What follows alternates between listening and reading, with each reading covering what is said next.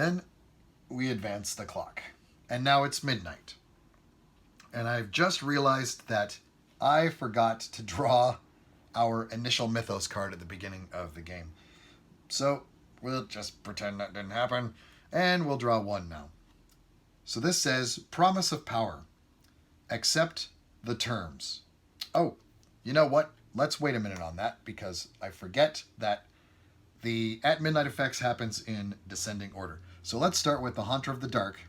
His At Midnight effect is add 1 Doom token to the Doom track unless an investigator discards a relic. We don't have any relics, so we're adding a Doom token to the Doom track. So there's 2 of 9.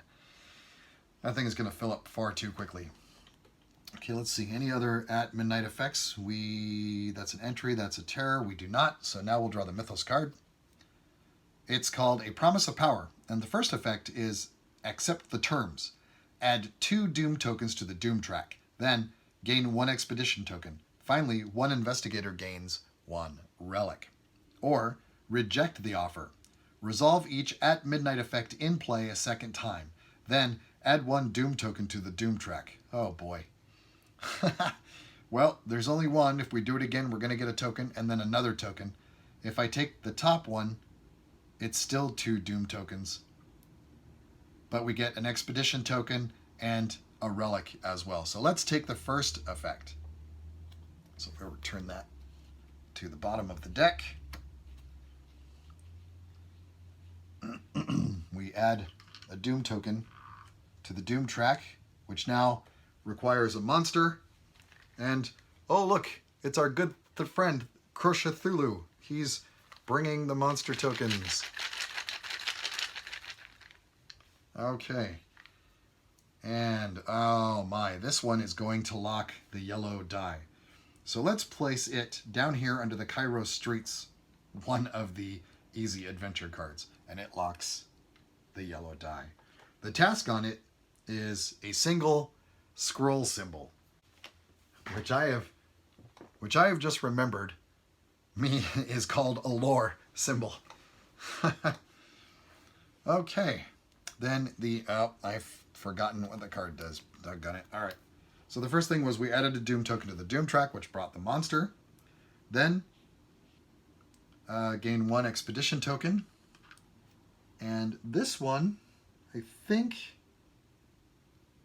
we would like to place on the effect that says discard this token before rolling to defeat a masked monster on your adventure.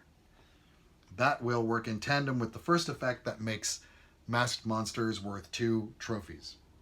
Finally, 1 investigator gains 1 relic. Well, Agatha's pretty beefed up, I think, and Carson's doing pretty well, but I think he's going to take the relic. Let's go ahead and give him the relic card. And it is a Pharaonic Mask. And it shows the yellow die and the red die. But each of them has a little circle arrow next to them. What this means is that I can use the card to add those dice to my pool, or while rolling, if I've been failing the tasks and I've removed either or both of those dice, that little arrow means I can refresh them. I can pull them back in to my pool and effectively get to roll them a second time. So we'll just hang on to that. That's really good. Okay, now we can return this to the bottom of the deck. Whew, okay, well now it is back to Agatha Crane's turn. And let's see. Let's stick with the Cairo Streets. We'll bring her to the Cairo Streets. The Cairo Streets card, the effect on the back is you may regain 1 sanity or 1 stamina. We're not going to do either of those things because she's full. So we'll turn it over to the front. It is called Planning the Dig, and it is worth 2 trophies. The text says, the greatest archaeological minds of the age were all gathered in one place.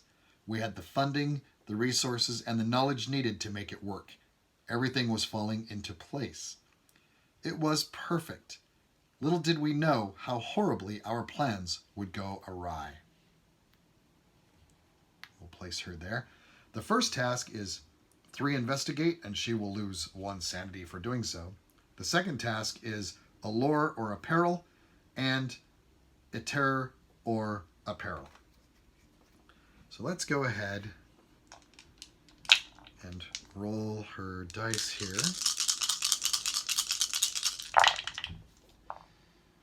And we rolled not enough for the first task, but we did roll for the second task. We have a peril and we have a terror, and we'll go ahead and assign those.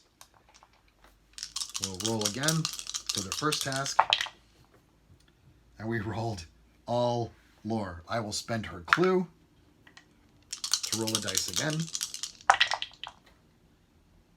And we needed 3 investigate, and we lose a sanity. Well, she rolled a 2 and a 1, so we rolled 3 investigate. And instead of losing the sanity, old Agatha Crane is going to take a shot of whiskey. Discard this card instead of losing 1 sanity. And that returns to the bottom of the common items deck. And she... Oh, no, we're not done yet. Oh my, okay. I forgot we had the single lore down here we still have to complete. Okay, all right, so let's go ahead and roll the last die because of the voice of Rospel, I'm confident that we can complete this. But she rolled the lore we needed for it anyway.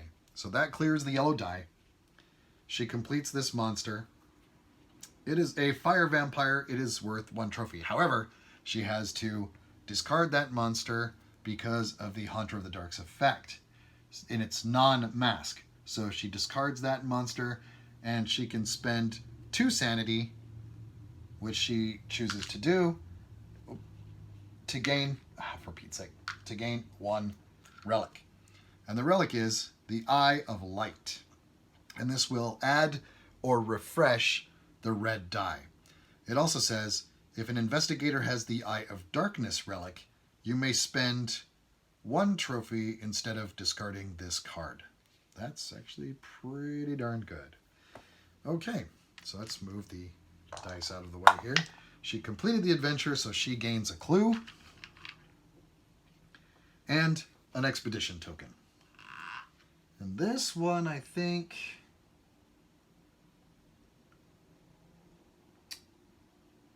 Flip the entrance card. You may add the yellow die for free. Let's go ahead and mark this at midnight effect as long as the token's there. It says investigators regain 1, or 1 investigator regains 1 sanity. Discard this token when the Ancient One awakens. That's at midnight. And now we return her to the entrance card, and she will win Planning the Dig for 2 more trophies, giving her a total of 6 trophies. We refill the slot from the Stage 1 deck, also Cairo Streets, and we will advance the clock. Now it is Carson Sinclair's turn, and let's see, he will move...